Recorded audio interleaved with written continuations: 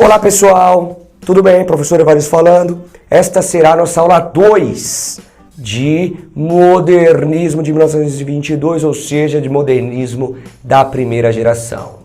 Então nós vamos discutir a poesia de 1922. Bons estudos! Bom pessoal, então vamos aplicar as características do modernismo de 22, analisando esse poema do Manuel Bandeira, que é um poema fantástico, exemplar da literatura brasileira, que se chama Poema Tirado de uma Notícia de Jornal. João Gostoso era carregador de feira livre e morava no Morro da Babilônia, no barracão sem número. Uma noite ele chegou no bar 20 de novembro, bebeu, cantou, dançou, depois se atirou na Lagoa Rodrigo de Freitas e morreu afogado. Bom, então, notícia de jornal. Isso já tem um elemento importante da poesia de 1922, do nosso modernismo, que é o gosto pela temática do cotidiano. Tudo bem? O poema é aparentemente prosaico, não lírico. A impressão que se dá é que o Bandeira pega uma notícia de jornal, efetivamente, coloca em verso, e aí forma-se um poema. Agora, não sejamos inocentes, né, pessoal? É óbvio que o poema tem um sentido maior. Então vamos interpretá-lo. Vamos ver como é um poema primoroso da literatura brasileira. Bom, para começo de conversa, esse primeiro verso é um verso longuíssimo, que não acaba aqui, ó. Acaba aqui, na verdade. Agora, não cabe para cá. Então o que a gente faz quando isso acontece? Quando a gente chega no limite da margem direita e ainda faltam palavras para serem colocadas no verso. A gente coloca na linha de baixo com esse sinal aqui, ó, um colchete. Tudo bem? E a gente não fecha o colchete, tá? Então o verso termina aqui. Muito bem. Então o nome do sujeito, João, que é um nome absolutamente comum, é um nome quase que sem identidade. Tanto é que a gente tem várias expressões com João. João bobo, João ninguém, etc. Gostoso. Veja que gostoso é mais do que um adjetivo, porque o G vem em maiúsculo.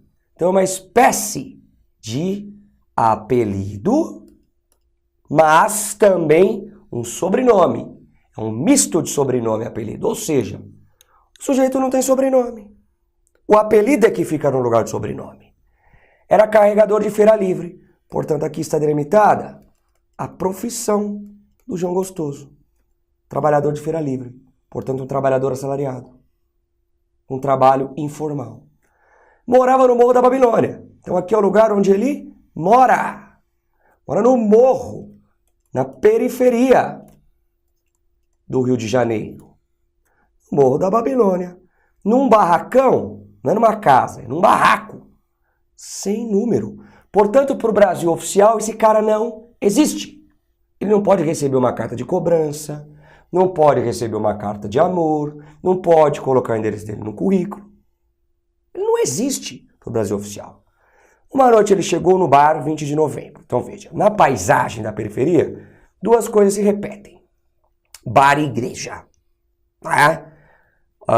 No geral, não há espaços de lazer e de cultura na periferia. E a opção do João Gostoso foi pelo bar, encher a cara. Inclusive é o nome do bar, 20 de novembro. Dia da morte de um ícone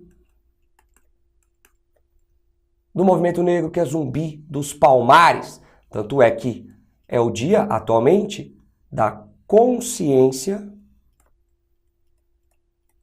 negra. Dia da morte do Zumbi dos Palmares. Tudo bem? Talvez o quilombola mais famoso, né? Bom, não vai para esse bar, então provavelmente ele seja negro, por conta da referência à luta dos negros. Tudo bem? Que é mais um signo de marginalidade na nossa sociedade. Infelizmente, há um forte preconceito racial. Aí ele bebe. Então veja que o Bandeira não coloca bebeu, vírgula, cantou, vírgula, dançou. Bebeu no verso, cantou em outro, dançou em outro. Por quê? Esse espaço aqui, ó, em branco, conota a passagem do tempo. Então bebeu. Tá bebendo. Aí, tomou 3 cachaças. Opa, ficou feliz, começou a cantar. Tomou mais 3. Ficou embriagado, eufórico. Começou a dançar. Bebeu mais. O auge da euforia. Foi até a Lagoa Rodrigo de Freitas e se atirou, se jogou na Lagoa Rodrigo de Freitas. E morreu afogado. A Lagoa Rodrigo de Freitas fica num dos bairros mais caros do Brasil, cujo metro quadrado é um dos mais caros do Brasil, que é o Leblon, no Rio de Janeiro. Tudo bem?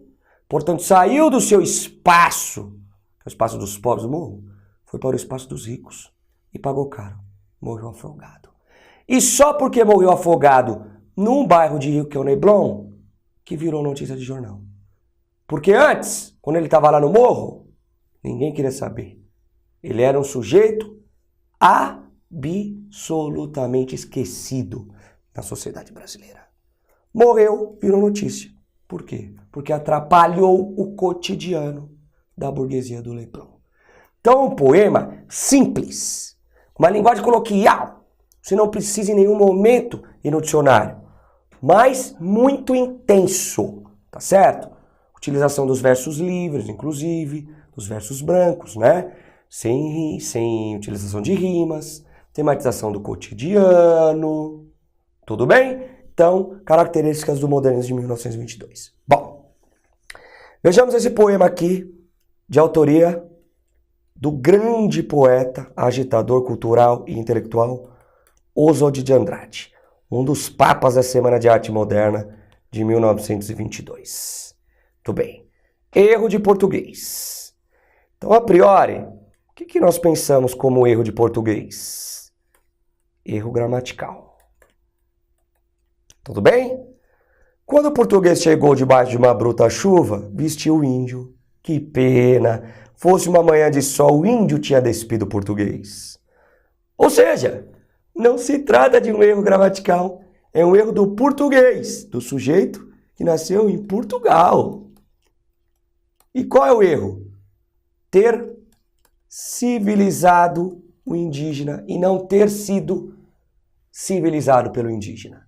Quando o português chegou, debaixo de uma bruta chuva, vamos pensar em tempestade, frio, vestiu o índio, certo? Que pena, fosse uma manhã de sol, fosse calor, o índio tinha tirado a roupa do português. É um poema, assim, dos que eu mais gosto do Oswald de Andrade do Modernismo de 1922, que é um poema satírico ao nosso processo de colonização, tá certo? Nós, ou melhor dizendo, os nossos índios deviam ter colonizado a Europa, e não o contrário. Seríamos muito mais felizes. Tudo bem? Essa é a brincadeira, é o poema piada do Oswald de Andrade. Então, de novo, versos livres, poema curto, sem rimas, linguagem coloquial. Tudo bem? Pessoal, então vejamos esses 4 poemas curtos, também de autoria do Oswald de Andrade. Tá? Esses 4 poemas, eles estão contidos no livro de poesia mais importante do Oswald, que se chama Pau-Brasil. Certo? Bom. Nesses 4 poemas, o procedimento do Oswald de Andrade é parodiar, uma paródia, uma recriação satírica de trechos da Carta de Caminha. Tá certo? Foi o nosso primeiro documento escrito, de abril, 1º de abril de 1500. Certo? Então, olha a redescoberta do Brasil aqui. Ó. Bom, a descoberta do Brasil. Seguimos nosso caminho por este mar de longo, até a 8ª da Páscoa, topamos aves e ouvimos vista de terra. Chegamos ao Brasil, descobrimos uma nova terra. Beleza, aqui. Relação com o selvagem. Relação com o índio. Então, descoberta. Relação com o índio. Primeira relação. Mostraram-lhes uma galinha. Mostraram uma galinha para o índio. Quase haviam medo dela. Nunca tinham visto galinha. E não queriam pôr a mão. e depois a aceitaram, a tomaram nos braços como maravilhados.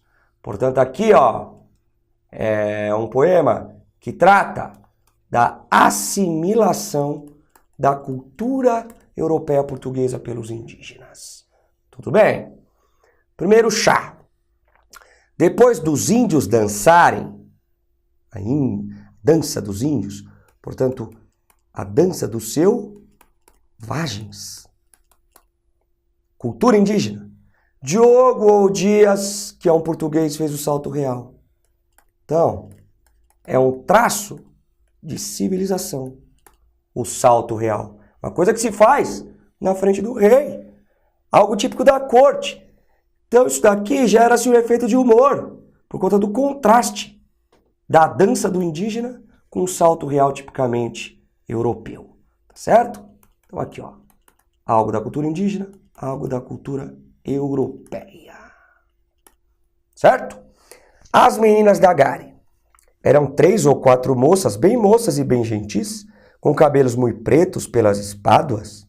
Suas vergonhas tão altas e tão saradinhas, que de nós éramos muito bem olharmos, não tínhamos nenhuma vergonha.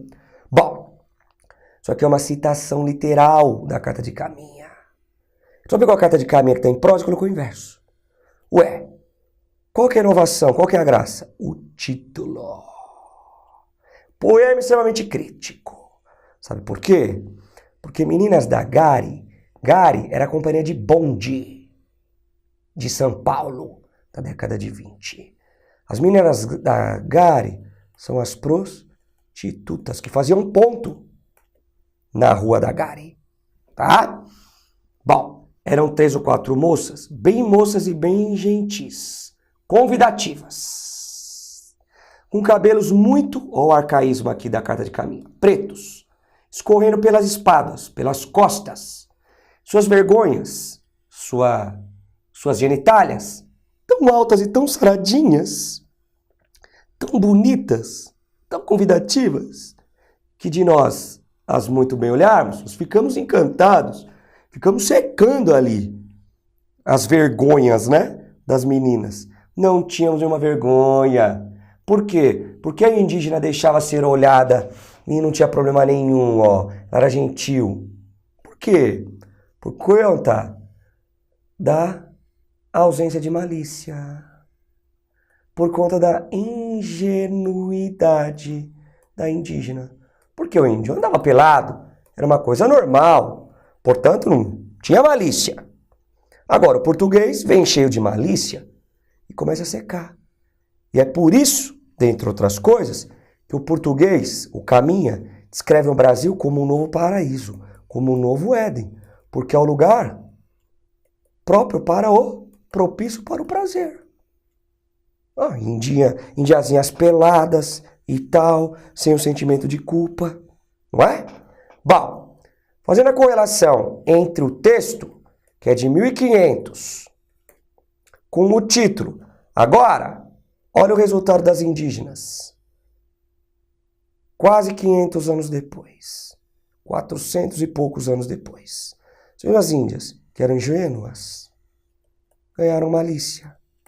Foram corrompidas moralmente pelos portugueses. E como os portugueses vieram aqui e destruíram a cultura indígena, os índios foram para a marginalidade e para a pobreza. Então, as meninas, para sobreviverem, as antigas indígenas, que viviam bem, na ingenuidade, sua tribo, ganharam malícia e tiveram que virar prostitutas. Então, uma crítica ao processo de colonização do Brasil. Tudo bem, pessoal? Pessoal, então nesta aula nós aplicamos as características do Modernismo 22 em alguns poemas da primeira geração modernista, mais especificamente analisamos um poema do Manuel Bandeira e 5 poemas do Oswald de Andrade. Até a próxima!